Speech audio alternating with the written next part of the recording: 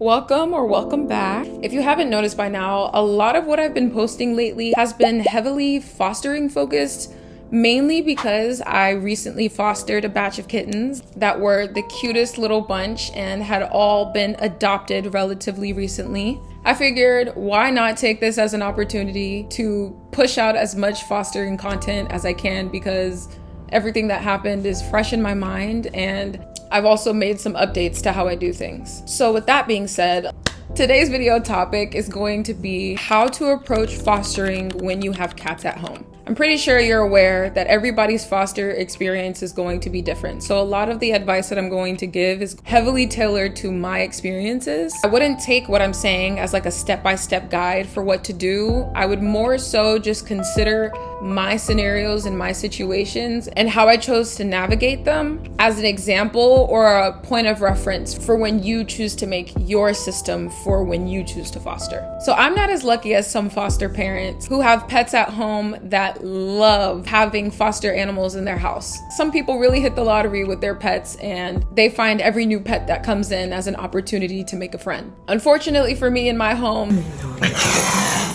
that's not the case. When I first started fostering, I really only had one cat in my household, so I had my experiences with her. And for 5 years, I was really able to work with her and how she felt with new animals in our home by herself. It was a little bit easier for me to help kind of reshape her relationship with foster cats. But then when Rico came around, I was able to kind of test out what it was like to have more than one animal at home while you're fostering. So I feel like I've gotten a pretty good idea of how to navigate this sort of thing for my family and my cat's personalities. So like most of my videos, I came up with my top 3 takeaways from my experiences with my cats that helped make it so that not only can I keep fostering in the future, but fostering cats has slowly become something that my whole family really enjoys. All right, so first things first, if I want to foster cats and I have a pet at home, I urge people to make sure that you know your pet and you know your pet well.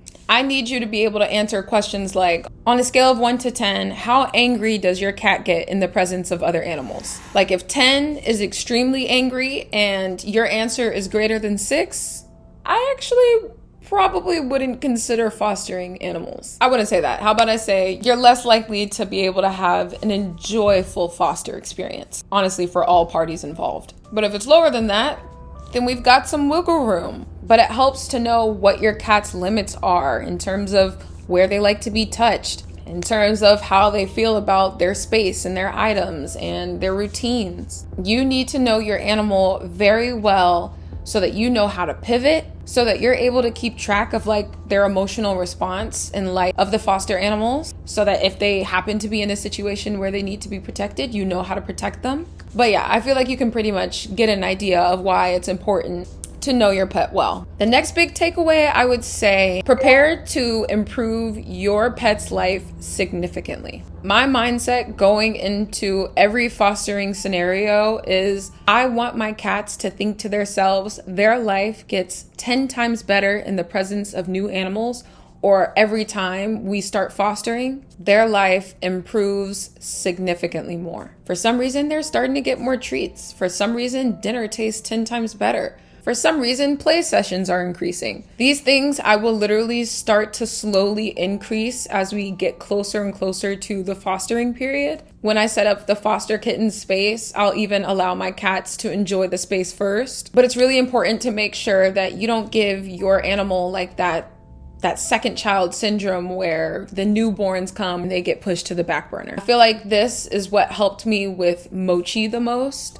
Rico was a little bit easier to help transition, but Mochi, I really do have to set the intention to make her life a lot better. And the last thing I would focus on in preparation for having foster animals when you have cats at home is take the transition period very seriously. that time is everything. I'm talking about not just the day before, not just the first 24 hours, but those first like 3 to 4 days is everything. I feel like the entire foster experience really ends up riding on the foundation that's set in those first few days. For example, the day before, I make sure that my animals at home can recognize that some change is about to happen. I start putting out bowls, I start putting out litter boxes, my cats start to catch on. Then when the foster animals arrive, I mean, the second they come through the doors, it's like a timer has started. Both parties during that time do not need to meet each other at all whatsoever. The foster animals need at least a day to get used to their space to make it really feel like their safe space.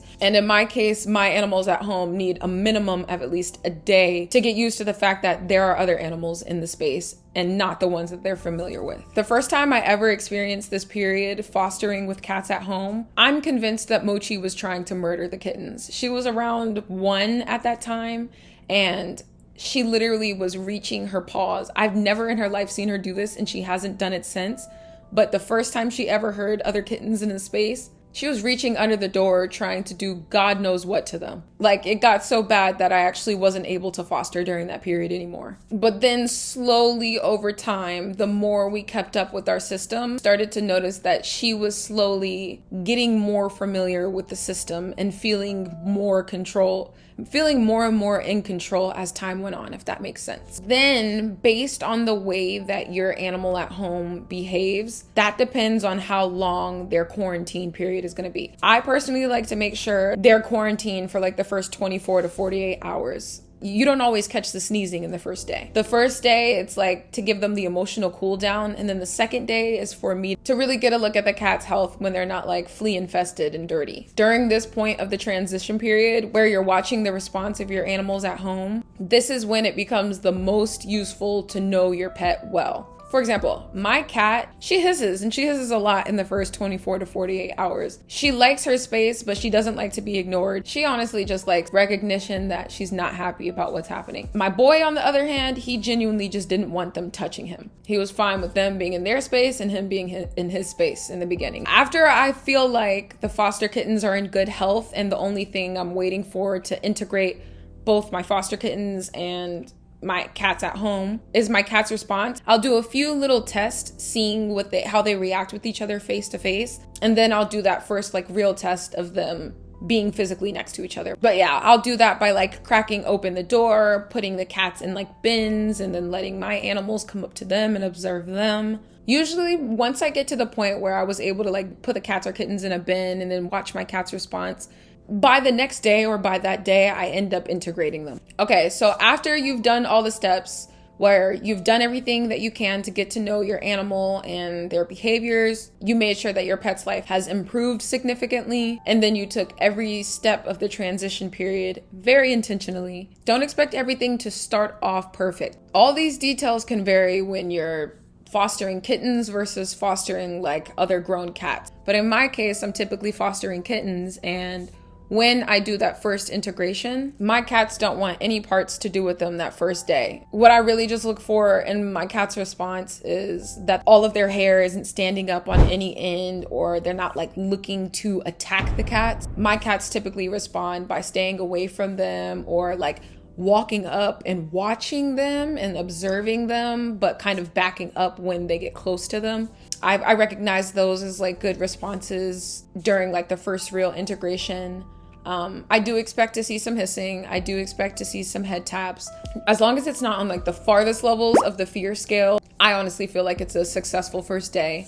Another thing that I'll notice is like on average, my cats will finish their food bowls when I give them their dinner. But when I have foster cats around, my cats sort of lose their appetite a little bit. Like they get kind of pissed off. So we end up having to give them like their dinner in increments, and we have to make sure that like it's separate from where the cats are, because the second they hear the cats, they move away from their food. It becomes a whole little ordeal. But like little things like that are little ways that like when I choose to foster, it does change some things in my household. So you do sometimes have to like pivot and like get used to just a few changes for a little bit. But most of these things aren't very long term. They're pretty temporary.